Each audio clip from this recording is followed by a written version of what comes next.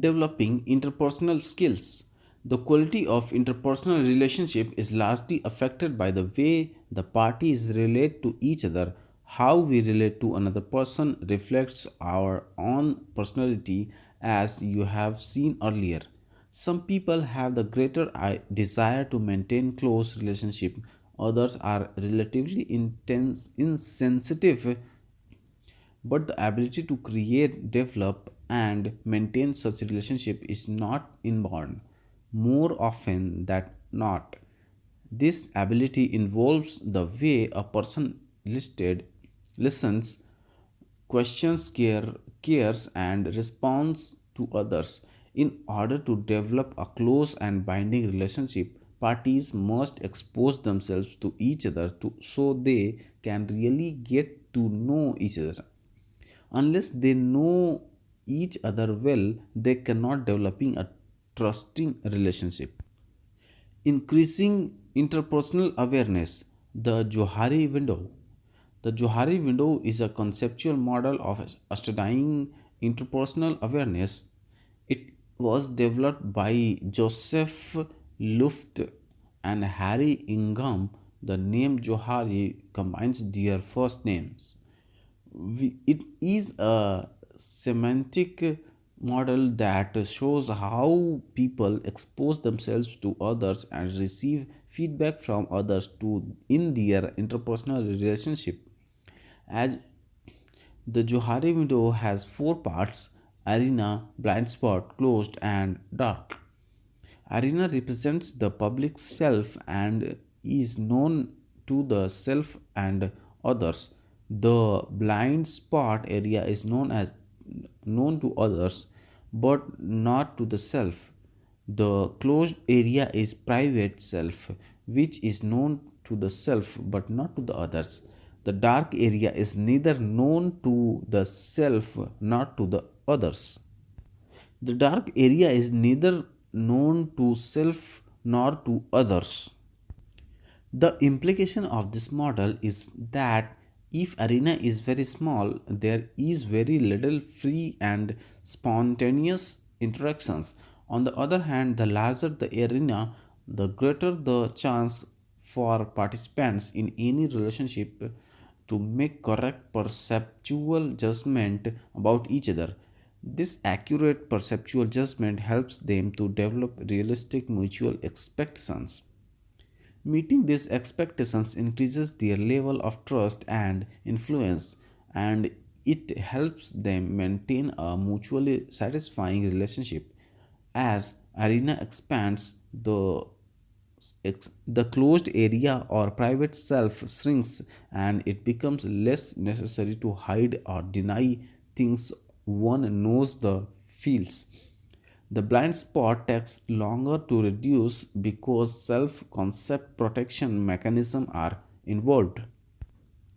Arena can be expanded by means of self disclosure and feedback. These two variables are shown as two large arrows in the figure and range from less to more.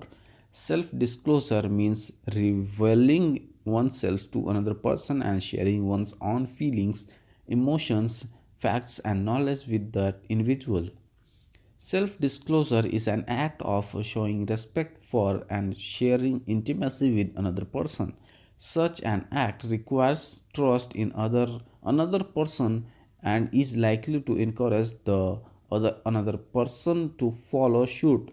But self confidence involves both rewards and costs. Being open, more self disclosure offers the possibility of self understanding, growth, and better interpersonal adjustments. On the other hand, when we disclose ourselves to another, we are taking the risk of being rejected, misinterpreted, or shortchanged. However, unless someone takes the risk and initiate self disclosure, the relationship will not develop. Feedback reduces the blind spot area and helps us increase our self awareness since we often do not know how others view us. We can guess how they see us by their reactions, but these reactions are often not clear and likely to be misperceived. Unless we receive feedback as to how they see us or what kind of effects our behaviors have on them, we are likely to be blind to their feelings and reactions. The feedback given by others can hope to reduce his blind spot only if it has the following characteristics. Anderson 1970. First is intended to help the recipients. Second is given directly with real feelings and based on the foundations of trust between the giver and the receiver. Third is descriptive rather than evaluative. Fourth is specific rather than general with goods, clear, and preferably recent examples. Fifth is given at a time when the recipient appears to be in a condition of readiness to accept it. Sixth is checked with the others to be sure that they support its validity. Seventh is includes only those things that the recipient might be expected to be able to do something about. Eighth is does not include more than the recipient can handle at any particular time. Interpersonal awareness can be increased in several ways. When you feel that something is wrong with the relationship but the problem area cannot be identified, you may take one from the following actions. First is ask the other party how the relationship is working out for him for her. That is solicit feedback. Takes the initiative in expressing your concerns and feelings, that is initiate self disclosure and listen and listen and listen to the feedback with empathy and without any attempt to defend. The feedback obtained may be not satisfactory but at least opens the door for improvement. Second is ask yourself whether you are fulfilling the psychological contract. Take stock of your perceptions of mutual expectations and see if each of you is meeting these expectations. Keeping in mind the characteristics of effective feedback, communicate your concerns to your partner. Taking interpersonal risks. Nothing really happens in a relationship until the participants learn to trust each other. However, trusting another person is not simple because it involves risk of being exploited. If the person if the other person behaves in such a manner that it violates one's trust in him or her, the relationship cannot continue. However, we do not know if we can trust another person until such a opportunity of violation of trust arises. There are few things a person can do to create and maintain the trusting relationship. First is takes the initiative in self disclosure. This can set the terms of developing and maintaining a relationship of trust. Accepting another person's self disclosure. Appreciate the other persons for taking the initiative and the risk of rejection. Third is reciprocate another's initiative with your own self disclosure. Failure to do so will be interpreted by the other person's a lack of interest and will arouse the anxiety of possible exploitation. Fourth is remember that the self fulfilling prophecy works in an interpersonal relationship. An initial assumption about the person has the weight of proving itself. If you assume that the person cannot be trusted, you will find evidence to that effect.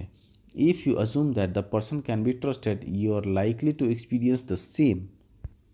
Developing cooperative relationships or relationships will be maintained and will prosper only when it satisfies the participants' needs and expectations.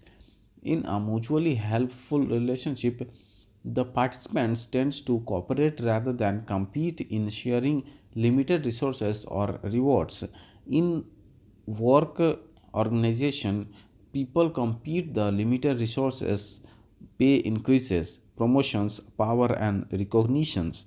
But those who want to develop mutual harmful relationships with others should make an effort to cooperate rather than compete in such situations.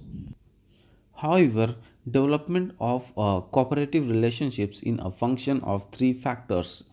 First is shareable goals, the perception that the goal is shareable by the parties. In all interdependent relationships, this there exists at least one superordinate goal with can be achieved only if the parties cooperate. Second is perceived power of all parties, the perception that all parties have power enough to use in a benevolent or a malevolent manner, developing depending upon their individual choices. These factors refers to the appreciation of the fact that anybody in a relationship has the power to help or hinder goal achievement. Third is trust. A minimal level of trust prevailing amongst the parties that power of the other party will not be used in malevolent way. The present level of trust is a product of past experience and self-fulfilling prophecy. The more trusting the parties becomes, the more likely is that they will engage in cooperative relationships in future. Resolving interpersonal problems. A close interpersonal relationship is maintained by building trust, acceptance, and support. But there are times when one party may becomes angry with the others for failing to meet the psychological contract. When this occurs, the first party should constructively confront the second. How will the two handle such interpersonal problems will indicate the depth of the relationships. In a shallow relationship, one party may ignore the destructive behavior of the others, but in the mature relationship, however, both parties should engage in constructive confrontation confrontation in order to improve the quality of the relationship. Constructive confrontation is defined by Johnson 1972 as a deliberate attempt to help another person examine the consequences of his or her behavior. It involves providing feedback that is useful and untethering and unthreatening to the confrontee, keeping in mind the characteristics of giving feedback as discussed earlier. You can improve the effectiveness of confrontation by observing the following principles. First is importance of the relationship. Do not confront another person unless both parties see the importance of the relationship and truly value it. Otherwise, confrontation may turn into or be perceived as criticism. Second is ability of the confrontee. Confront another person only when you perceive the he or she has the ability to act on your feedback. If the confrontee cannot change his or her behavior, confrontation can lead to frustration. 3. Use of empathy. View the problems from the confrontee's perspective. You may even change your perception of problems as the result of this empathy. Fourth is use of I language. Use I language such as the word I, me, and my to reduce the defensiveness of the confrontee. You language you use of you and your is more closely related to criticism and sermonizing. Fifth is focusing on behavior. Focus your behavior on specific behaviors rather than on the person. We have a person directed feedback produces defensive behavior and the retainment. We can change our behavior but not ourselves. Sixth is use of descriptive statement. Describe how you see and feel about the situations. Evaluating in judgment statements can easily evoke defensive behaviors because such statements can be interpreted as criticism. Seventh is exploring alternative behaviors. Instead of suggesting any specific solution to the problems, help the person explore various means of overcoming it. Eighth is selection of time. Since timing is important for an effective confrontation, select a time when a confrontation is relaxed and more open to receiving feedback without being defensive. Ninth is importance of privacy. Confront the person in private. Open confrontation will be considered a personal attack rather than a helpful encounter. Tenth is use of non-verbal behavior. Use non-verbal behaviors which speak louder than words to express yourself to others. Eye contact, appropriate tone of voice, and correct posture can all add to the effectiveness of confrontation.